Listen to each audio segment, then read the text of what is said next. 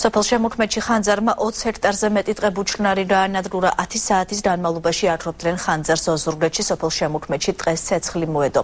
ხანძარი დასახლებულ პუნქტთან ახლოს დაჩნდა და იყო საშიშროება ის მოსახლეობაშიც დავრცელებულიყო.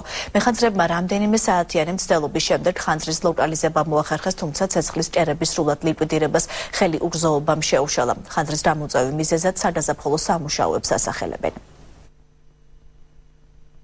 Მთელი გორები და გადასულია უკვე მოვლილი აქვს ხანძარს და არის 30 ჰექტარამდე იქნება ალბათ დაახლოებით დამწვარი. გარკვეული ადგილები არის, რომელთაც მანქანით მიუდგებით.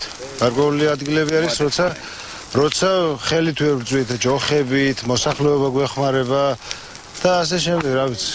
ვბრძოლობთ რა მაქსიმალურად, ვაკეთებთ იმას, რაც კი მოსახლეობამდე არ ჩამოვიდეს და გავაკეთოთ ის, რომ ცეცხლის ჭერები გავანადგუროთ. რაღაცამ დაანთო და ეტყობა უდიერა დატოვა და მეტი კი არ უნდა მოედო იმას ყველგან.